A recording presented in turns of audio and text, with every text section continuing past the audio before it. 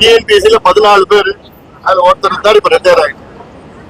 இப்படி ஒவ்வொரு துறையிலேயும் பிரதிநிதித்துவம் இல்லை. ஆனா தமிழ்நாட்டிலே சிங்கிள் லார்ஜஸ்ட் கம்யூனிட்டி வன்னியர். அப்ப என்ன சமூக நீதி கிடைக்குது, என்ன சமூக நீதி வழங்கி இருக்கிறார்கள்? முதலமைச்சரை தொடர்ந்து ஜாதிவாரி கணக்கெடுப்பு நடத்துங்க. இது வன்னியர்கள் மட்டுமல்ல, அதே போன்று எத்தனையோ சமுதாயங்கள் பின்தங்கிய நிலையில் இருக்கிறது. அவருடைய நிலை என்ன என்று கண்டுபிடிக்க தெரிந்து கொள்ளுங்கள். உதாரண சலவை தொழிலாளர்கள்,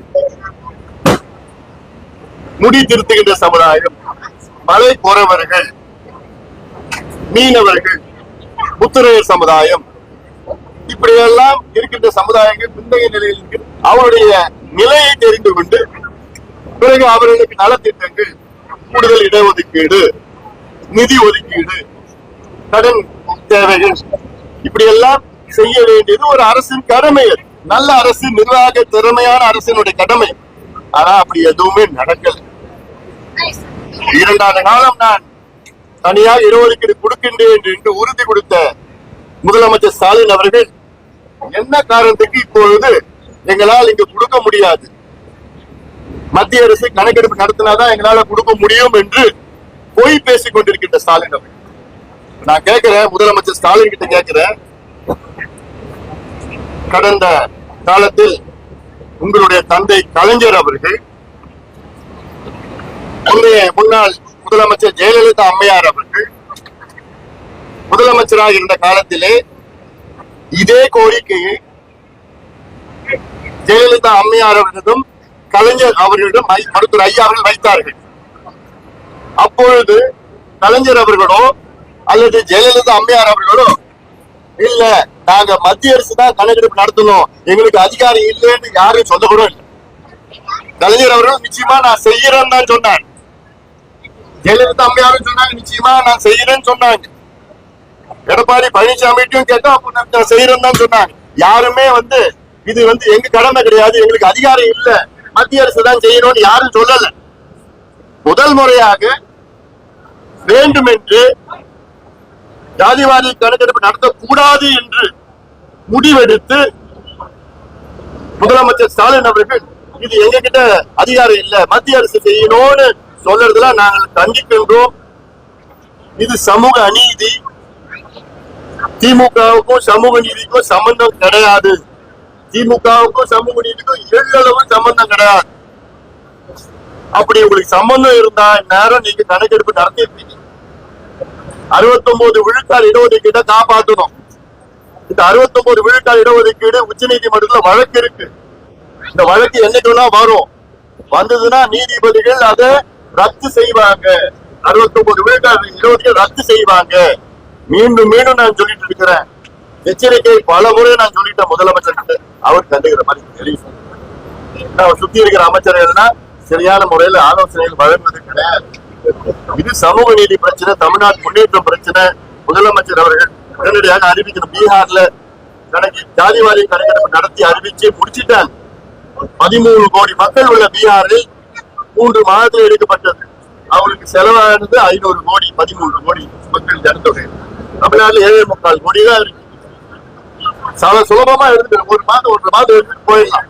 பீகார் உயர் நீதிமன்றமும் தடை கொடுக்கல, உச்ச நீதிமன்றமும் தடை கொடுக்கல, ஏத்துக்கிட்டாங்க. கர்நாடகால முடிச்சுட்டாங்க. ஆந்திரா, தெலுங்கானா, ஒடிசா, ஜார்க்கண்ட் இந்த மாநிலங்களை எடுத்துட்டு இருக்கிறாங்க. தமிழ்நாட்டில் எடுக்கணும். எடுத்து சமூக நீதி நிலைநாட்ட வேண்டும் என்று இன்று கோரிக்கை வைத்திருக்கின்ற முதலமைச்சர் கோரிக்கை வச்சிருக்கிறோம். ஆனா செய்வார்களா என்று ஒரு கேள்விக்குறி.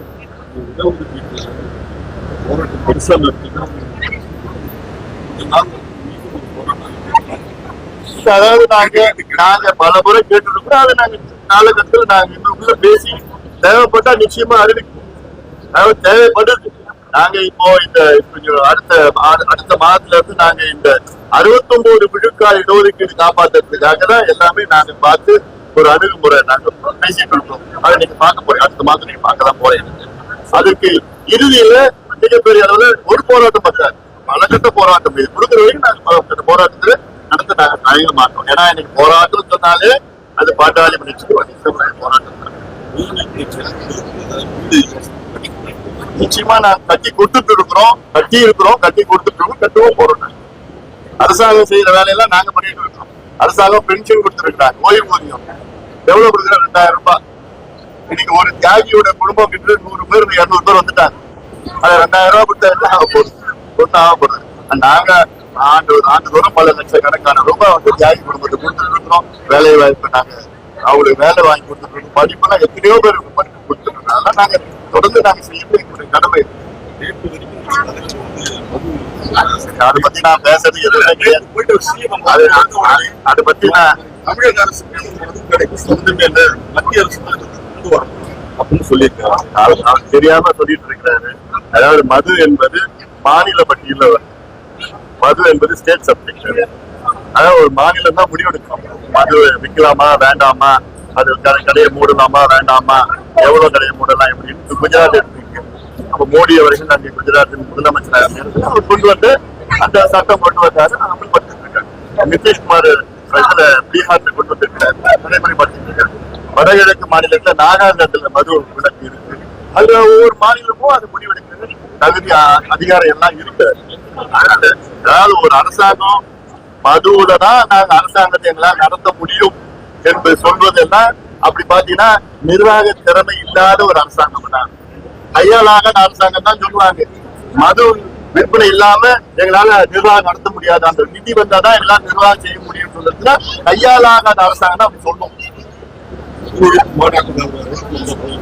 பத்திலாம் நான் பேசிட்டேன், பேசுறதுக்கு கிடையாது. இன்னொன்னு இன்னைக்கு இந்திய பிரதமர் மரியாதைக்குரிய திரு நரேந்திர மோடி அவர்களுடைய பிறந்த நாள். இன்னைக்கு மோடி அவர்களுக்கு பாட்டாளி மக்கள் சார்பில் எங்களுடைய இனிய பிறந்தநாள் வாழ்த்துக்கிறேன். ஆரம்பிச்சு வந்து உங்களுக்கு பங்கு நம்ம கேட்கறாங்க. உங்களுடைய நிலைப்பாடு 2026 ஆட்சியிலே பங்கு வேணும் சொல்லியிருக்காங்க. 2026 உங்களுடைய கூட்டணியில யார் கேள்வி அவருக்கு